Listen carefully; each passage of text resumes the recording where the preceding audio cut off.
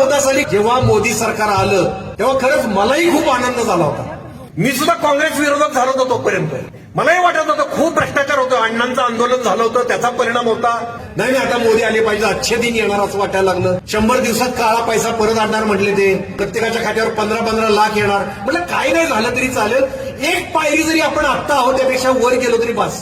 आज 10 वर्षानंतर कळतंय एक पायरी वर जाणं दूर, आपण हजारो पायऱ्या खाली गेलो.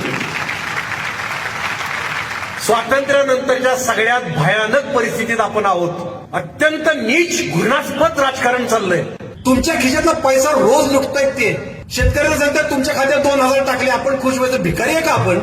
अरे आपलाच पैसा आहे तो.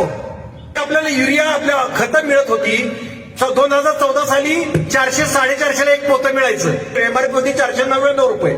आज तेच पोतं 1250 ला मिळतंय. त्याच्यावर एमआरपी दाखवतायत 2500. आज आपल्या धान्याला भाव काय आहे? तो वाढलाय का? तो नाही वाढलेला. इन्कम नाही वाढला आपला. तुमचे लाखो रुपये काढून घेतलेत आणि तुम्हाला 2000 रुपये महिना टाकतायत खात्यावर तुमच्या. तिकडे पंजाब हरियाणाचे शेतकरी तिकडे बॉर्डरवर जाऊन बसलेत, तुमच्यासाठी जाऊन बसलेत. त्याच्यावर गोळीबार होत आहेत, त्यांच्या अश्रुधुराची नळखंडी फोडली जाते. ह्या बातम्या तुम्हाला दाखवत नाहीत. मणिपूरच्या बातम्या तुम्हाला दाखवलेल्या नाहीत. आपल्या भगिनींना निर्वस्त्र करून फिरवले. महिला सबलीकरणाचं सगळ्यात मोठं उदाहरण कुठलं तर महिला कुस्ती खेळायला लागल्या, पुरुषांच्या बरोबरीत उभ्या राहिल्या. त्या कुस्तीगीर महिला रस्त्यावर आल्या, आमचं लैंगिक शोषण होतंय, त्यांना न्याय मिळाला नाही आणि छत्रपती शिवाजी महाराजांची बरोबरी करता येते. लायकी आहे का यांची?